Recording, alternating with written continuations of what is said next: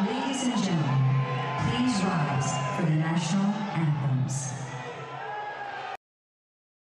नमस्ते यूएस।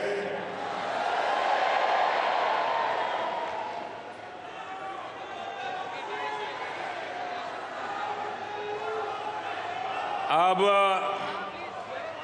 अपना नमस्ते भी मल्टीनेशनल हो गया है। लोकल से ग्लोबल हो गया।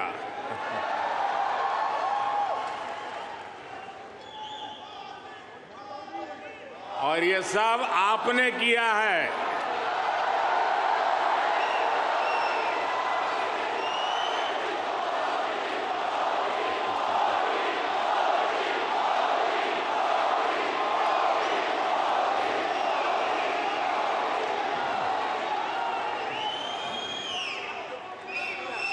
अपने दिल में भारत को बसाकर रखने वाले हर भारतीय ने ये किया है। मुझे वो दिन याद आते हैं जब मैं पीएम भी नहीं था, सीएम भी नहीं था, नेता भी नहीं था। उस समय एक जिज्ञासु के तौर पर यहां आप सबके बीच आया करता था। इस धरती को देखना, इसे समझना, मन में कितने ही सवाल लेकर के आता था। जब मैं किसी पद पर नहीं था, उससे पहले भी मैं अमेरिका के करीब करीब 29 स्टेट्स में दौरा कर चुका था।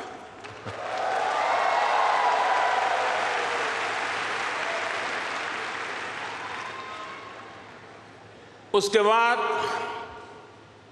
जब मैं सीएम बना तो टेक्नोलॉजी के माध्यम से आपके साथ जुड़ने का सिलसिला जारी रहा।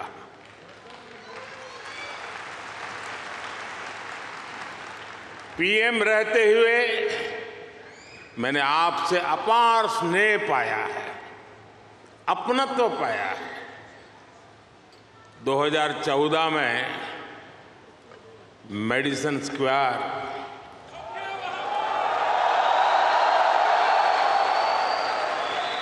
2015 में सॉन होसे, 2019 में ह्यूस्टन, 2023 में वाशिंगटन और अब 2024 में न्यूयॉर्क।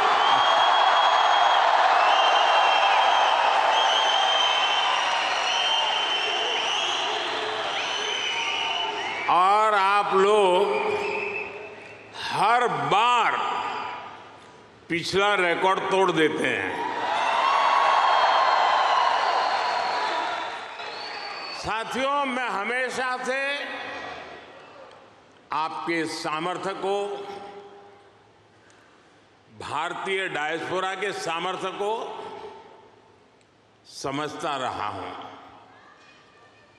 जब मेरे पास कोई सरकारी पद नहीं था, तब भी समझता था और आज भी समझता हूं।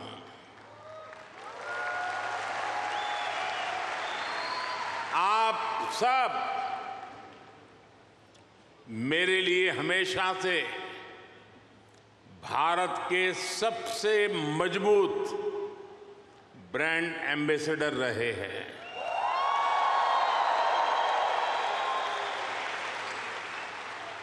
और इसलिए मैं आप सबको राष्ट्रदूत कहता हूं।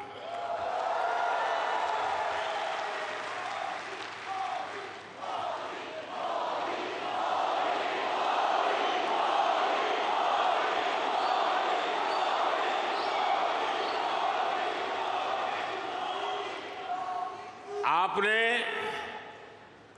अमेरिका को भारत से और भारत को अमेरिका से कनेक्ट किया है। आपका स्किल, आपका टैलेंट, आपका कमिटमेंट, इसका कोई मुकाबला नहीं है। दुनिया के लिए एआई का मतलब है आर्टिफिशियल इंटेलिजेंस, लेकिन मैं मानता हूं कि एआई का मतलब है अमेरिकन इंडियन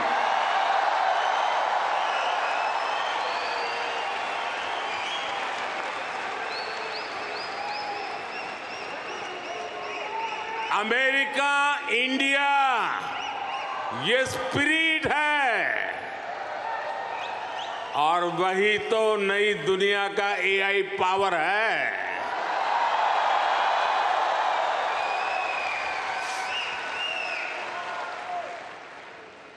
यही AI spirit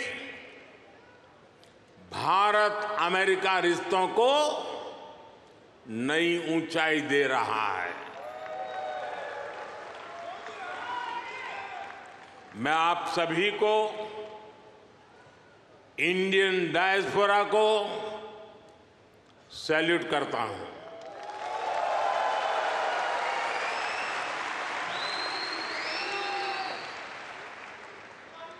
I salute you all.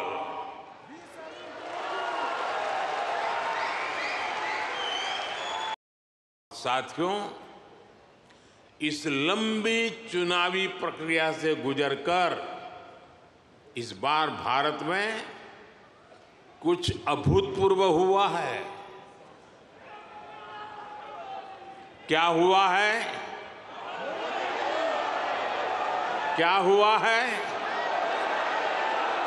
क्या हुआ है? क्या हुआ है? अब की बार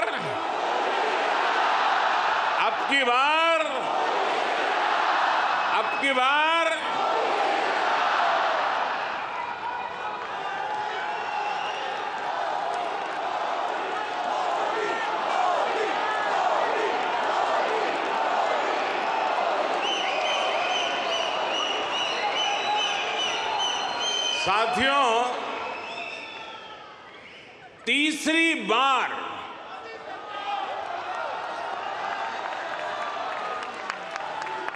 हमारी सरकार की वापसी हुई है।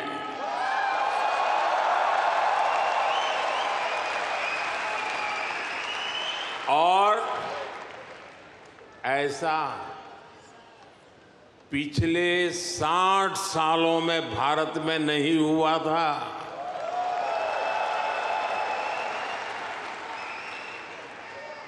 भारत की जनता ने ये जो नया मैंडेट दिया है, उसके मायने बहुत है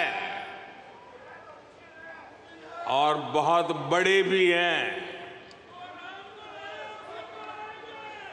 ये तीसरे टर्म में हमें बहुत बड़े लक्ष्य साधने हैं।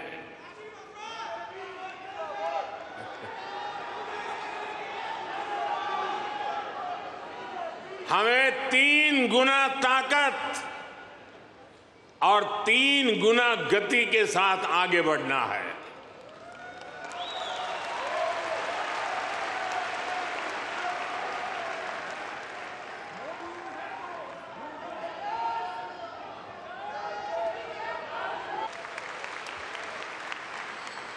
एक और एआई है जो भारत को ड्राइव कर रही है, और वो कौन सा और है? वो है A for aspirational, I for India. Aspirational India, ये नया फोर्स है, नई ऊर्जा है। आज करोड़ों भारतीयों की एस्पिरेशन भारत की ग्रोथ को ड्राइव कर रही है। हर एस्पिरेशन नए अचीवमेंट को जन्म देती है और हर अचीवमेंट नए एस्पिरेशन के लिए खाद पानी बन रही है। आपको एक शब्द याद रहेगा, पुष्प।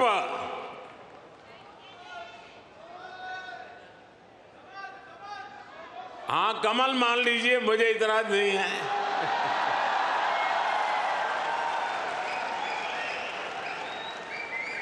पुष्प,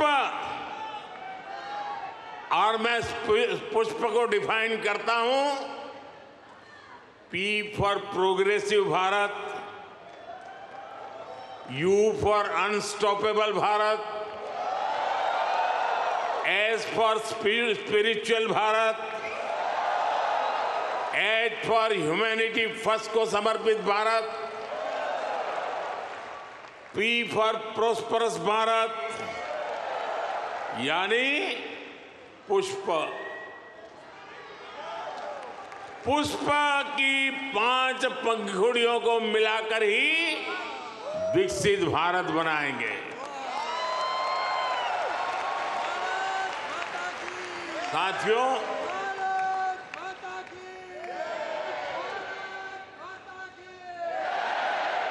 आज भारत में रिफॉर्म्स के लिए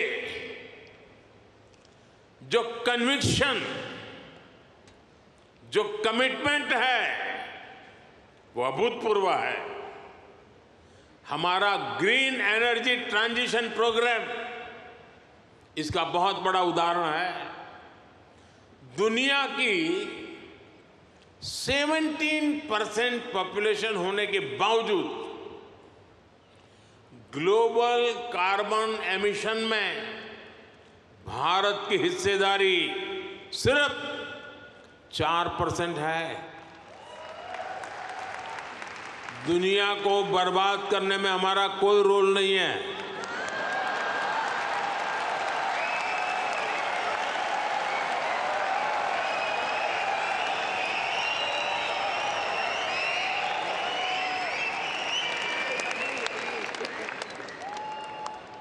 पूरी दुनिया की तुलना में एक तरह से, यानी कह सकते हैं, ना के बराबर है। हम भी सिर्फ कार्बन फ्यूल जलाकर अपनी ग्रोथ को सपोर्ट कर सकते थे, लेकिन हमने ग्रीन ट्रांजिशन का रास्ता चुना। प्रकृति प्रेम के हमारे संस्कारों ने हमें गाइड किया। इसलिए हम solar, wind, hydro, green hydrogen और न्यूक्लियर एनर्जी पर इन्वेस्टमेंट कर रहे हैं। आप देखिए, भारत G20 का ऐसा देश है जिसने पेरिस क्लाइमेट गोल्स को सबसे पहले पूरा कर दिया।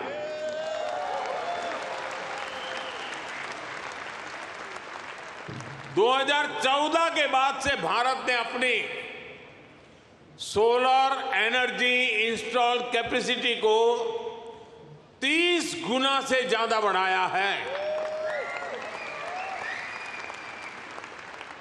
हम देश के हर घर को सोलर पावर होम बनाने में जुटे हैं। इसके लिए रूफटॉप सोलर का बहुत बड़ा मिशन हमने शुरू किया है। आज हमारे रेलवे स्टेशन और एयरपोर्ट सोलराइज हो रहे हैं। भारत घरों से लेकर सड़कों तक एनर्जी एफिशिएंट लाइटिंग के रास्ते पर चल पड़ा है। इन सारे प्रयासों से भारत में बहुत बड़ी संख्या में ग्रीन जॉब्स पैदा हो रहे हैं। आज जब भारत ग्लोबल प्लेटफॉर्म पर कुछ कहता है तो दुनिया सुनती है।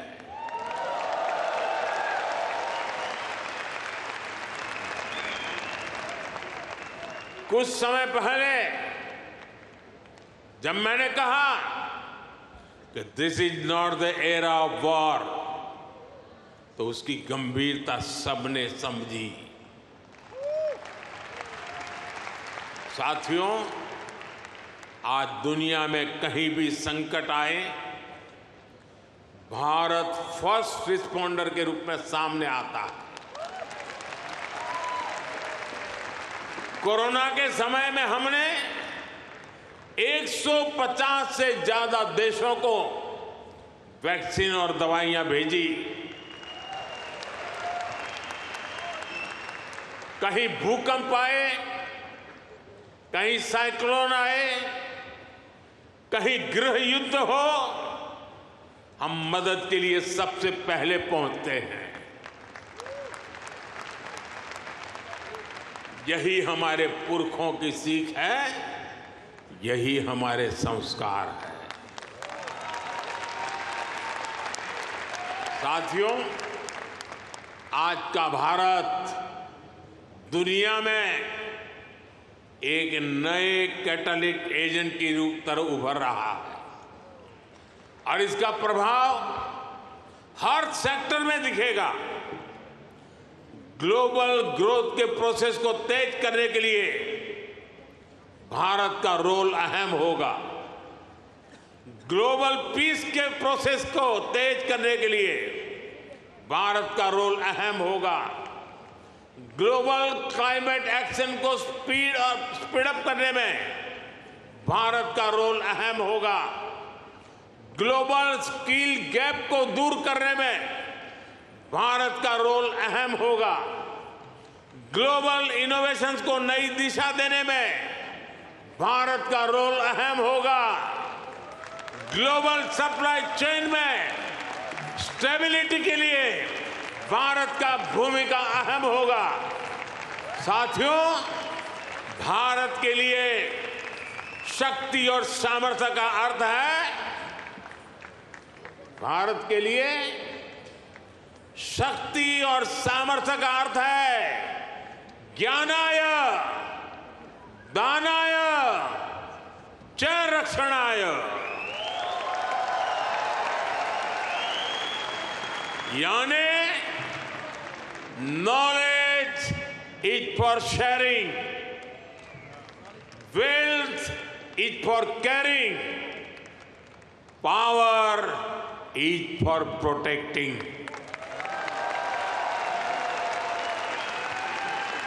इसलिए भारत की प्राथमिकता दुनिया में अपना दबाव बढ़ाने की नहीं, अपना प्रभाव बढ़ाने की है।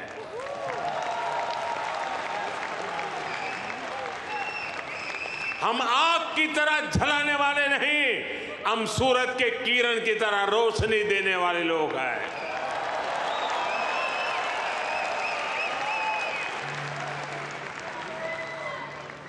हम विश्व पर अपना दबदबा नहीं चाहते, हम विश्व की समृद्धि में अपना सहयोग बढ़ाना चाहते हैं। योग को बढ़ावा देना हो, सुपर फूड मिलेट्स को बढ़ावा देना हो, मिशन लाइफ यानी लाइफ स्टाइल फॉर एनवायरनमेंट का विजन हो, भारत जीडीपी सेंट्रिक ग्रोथ के साथ ही ह्यूमन सेंट्रिक ग्रोथ को भी प्राथमिकता दे रहा है। भारत और अमेरिका की पार्टनरशिप लगातार मजबूत हो रही है। हमारी पार्टनरशिप ग्लोबल गुड के लिए है। हम हर क्षेत्र में सहयोग बढ़ा रहे हैं और इसमें आपकी सहूलियत का भी ध्यान है।